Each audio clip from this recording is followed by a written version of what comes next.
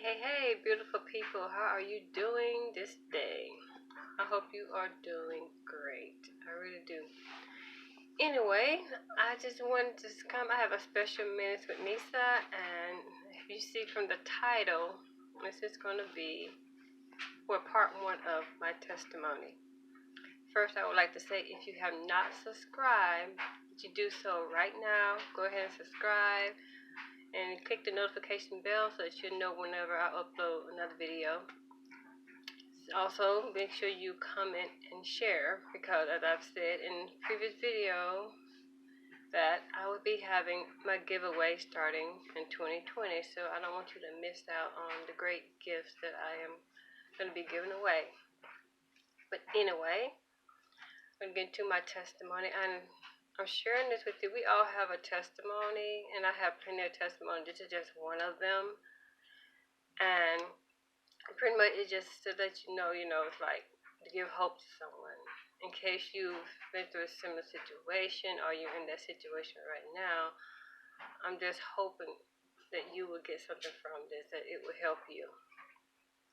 But anyway, my testimony is about a time. Actually, it wasn't really a long time ago, but I say maybe 2011. It's been, not long time ago, but yeah, it was about 2011, 2012. But anyway, it has to do with a time that I was living in Phoenix, Arizona. It's a beautiful place, by the way. I love Phoenix. Despite the hardships that I went through there, it's an amazing place to live. It is gorgeous out there. It's absolutely amazing. Love Phoenix. I really want to go back and visit one day. It's just great. Love it out there. Just love it. Anyway, there was a time where when I moved out to Phoenix, I was living with someone that I thought was a friend, but that's another story. I don't want to give out too much information about that because they're not here to tell that side of the story. But I ended up in this place not really knowing anyone. I was new there, I didn't really know anyone. I mean, like, I probably knew 2 people. That was it. And I really, I still loved it. It was beautiful. And I found myself in a situation where I was living in an apartment, sleeping on the floor. Yeah. No furniture whatsoever in the apartment. Just on the floor. That's all I had. I think I had a pillow. Yeah. But that was my situation. I was sleeping on the floor, and I tell you, that was hard. That was really, really hard. It really was. I never thought that I would end up in a situation like that. I had a job, but it was like just a little temporary job. It was seasonal, it wasn't really paying a whole lot. It was just enough to cover my rent. And it was just fortunate that my electricity and water was included. That was the best part. And so, and I was pretty much like, didn't really have any money for food. I was like eating like 1 meal a day. That was it. And I bought that at the Dollar Tree. It was like this Dollar Tree down a little behind, but I just go in there and just, had scrape up for me a few dollars, whatever I had left, and I would just have that 1 meal a day. So I'm just sleeping on the floor, and it's like the worst thing ever. I mean, it really is. It's just because I had never been in that situation before. I know the people, they are in worse situations. Some of them don't even have a roof over their head. They're sleeping on the ground. So it's different. I know that people's situation is a lot worse than what I had. But I was sleeping on the floor, and it was like, wow, here I am. I don't really know anyone out here. I'm sleeping on the floor. And so I was just like, and I had my faith, I did. And I did, but I was struggling. like a lot of us do. And then finally, I was like, you know what? I was like, Lord, please get me off this floor. It's like, I know that you don't have me all the way out here to sleep on the floor. That's not who you are. So please get me off this floor. Please, just get me a bed. Please. I'm believing you can do it. And that's what I said. And that was like my prayer. Because I was in pain. Sleeping on that floor, it was like so painful. And so like the next day, I went to work. I was working in Scottsdale. And I walked in and I heard this voice say to me, tell your supervisor. Talk to your supervisor. And I was like, okay. And so I went up to my supervisor. She was like, oh, how you doing today? She's a very sweet lady. I adore her so much. Her name was Aria. I wish so much I had kept in touch with her. Oh my gosh, she was such an amazing woman. And I told her, I was like, well, I'm in pain today. She's like, why are you in pain? I'm like, well, I'm having to sleep on the floor in my apartment. She was like, you sleep on the floor? And I was like, yeah. And she was like, is there any way? She's like, well, maybe you can like go find like a place where you can find like some cheap furniture or something like that. I was like, well, it's taking up everything I have just to pay rent. And she was like, oh wow, that's just. She said, I feel so bad. She was like, I don't even know how I can enjoy sleeping at night knowing that you're sleeping on the floor. I was like, well, it's life. And so I just went and I sat down at the computer and started doing my work. And she left out. She went out for a little bit and then she came back and she came up to me and she was like, guess what? And I was like, what? And she was like, I got you a bed. I was like, you got me a bed? And she was like, yeah, it was her grandmother's bed, and she I think they put her in a nursing home or something, and so this bed was available. It was like a big queen size bed, and she was like, yeah, I'm gonna bring it out to you, whenever I get a chance. And I was like, wow, I was amazed. I was like, okay, Lord, move quick.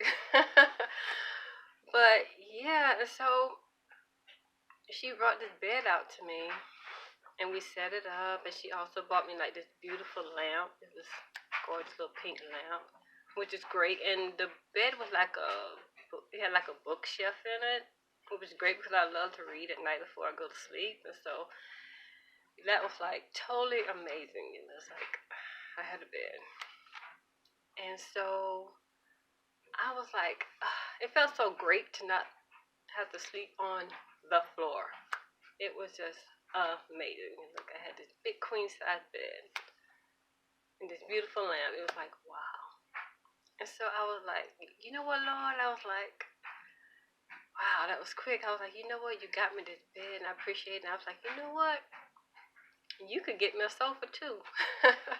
And that's what I wanted. Like, I wanted a sofa. And I was like, but I was specific. It's like, I want this sofa to be like, have a bed and I want a sofa bed. And I was like, because in case someone ever needs a place to sleep or stay, I will let them stay with me and they can sleep in this sofa bed.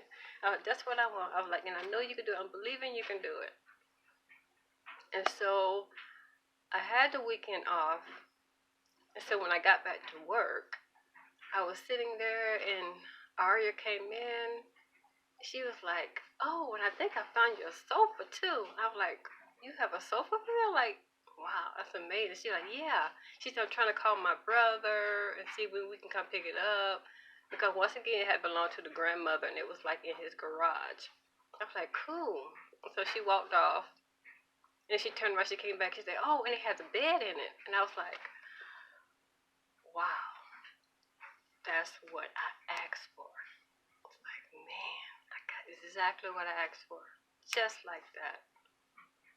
That was just incredible. Like, wow.